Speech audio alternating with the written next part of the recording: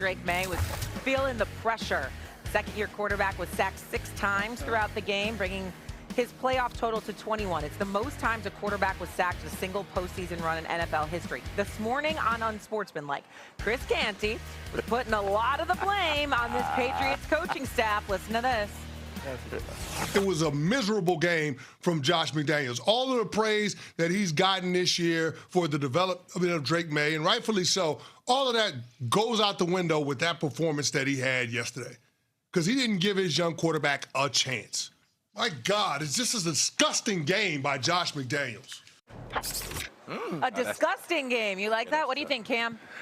Disgusting is strong. That's strong behavior right there. But hey, I'll say it this way: I give everybody a different dynamic and a different vantage point with this one. That kind of happened to me.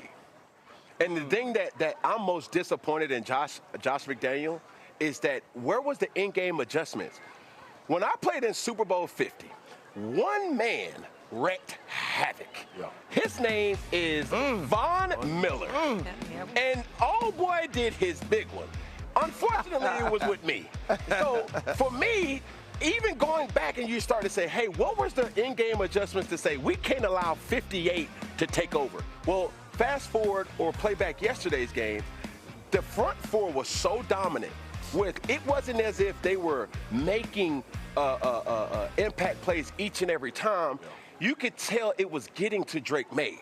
And how do we come up with ways to protect him better? How do we come up with ways to get in a rhythm sooner? And how do we come up with ways to move the football in a game that has already identified and showed it to be? So as I'm looking back, I was having flashbacks. It's like, okay, what's the plan? What's the plan? Is anybody going to do something? Because if you don't, the game is going to get so out of hand, it's going to be at the point of no return. They lost this game on January 27th. If anybody knows how playoffs work, the week before, all of your scouting department, they're watching both of the teams that you could play. And then by January 27th, your game plan is initially in, because you're going to try to plan, and you know this, you're going to try to plan as much as you can while you're at home, so you don't have to do that on the road. This game was over. They had no idea how they were going to help Will Campbell. They had no idea how they were going to protect Drake May. They had no idea how they were going to take shots and get chunk plays. And here is what Marcus said that I agree with. Where was the aggression? It was clear by the end of the second quarter, you are not better than this team. Why aren't we trying to go for it on fourth down when we're on third down, have plays where we can get another shot on fourth? Why aren't we going for 2 when we can make it 11 points instead of having it at 12 points, which would be the same as having it as 13 points? Why didn't you say to yourself, we ain't better than them? We don't know if we're ever going to get back here. Let's empty everything we got in the gun. They didn't do that. They didn't prepare in a way where they could make adjustments. And when they got in the game, they got scared. They got tight. And when you do, it's like the tight end commercial. What it said? Loosen your tight end. Loosen your tight end. I like that. They needed to loosen their tight end. Hey, that was funny. Listen, man, there's a level of arrogance that I was disappointed with the New England Patriots last night. You knew Will Campbell was a liability. And I hate to pile on Will Campbell, our LSU brethren.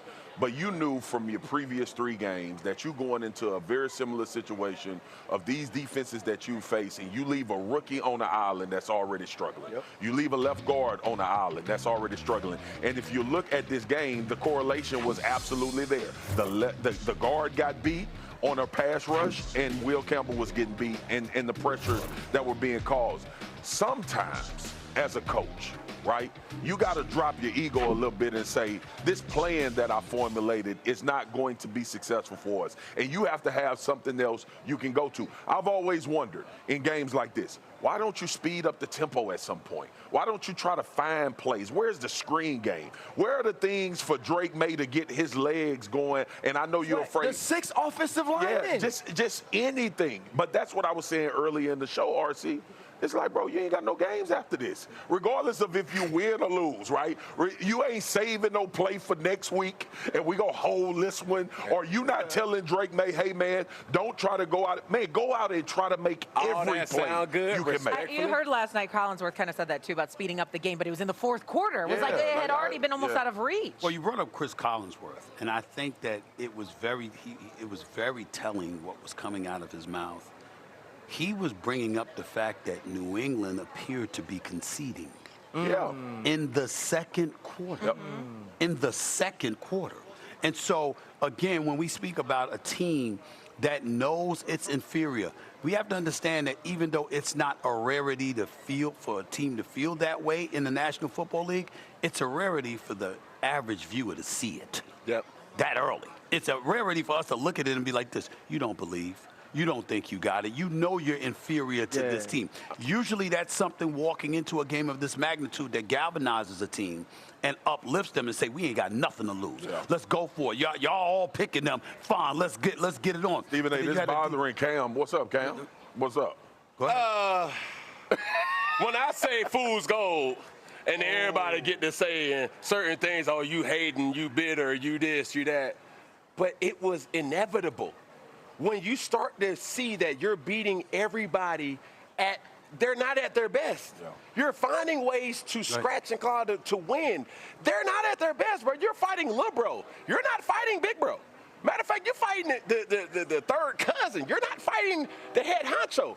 As you start to identify in that game, as things was transpiring, the Seattle Seahawks was imposing their will and throwing their weight around to say, they're not locked in.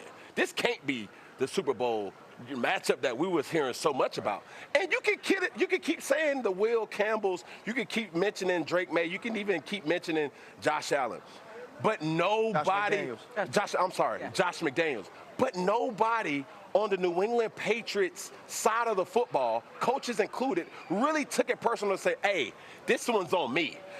Where a game where a guy like Stephon Diggs was set up for you like to take over. Nobody took over. But Cam, like at some point, you can't take over. You ain't got any different games that you need to take. The other big point, design runs by the New England Patriots. 54% of them, Seattle hit them behind the line of scrimmage. 54% of the time. You got nothing. They basically snatched their heart away. I have nothing. You know what else? You know what else though? When you look at the offensive game plan, where was Travion Henderson? He was, in my opinion, the most explosive player on that offense. We saw late in the game the toss to the outside, and we were like, okay, why haven't we seen that more? Where are some of the screens to get the football to him in space? Kyle Williams, the young rookie, the way that he can make explosive plays in the pass game.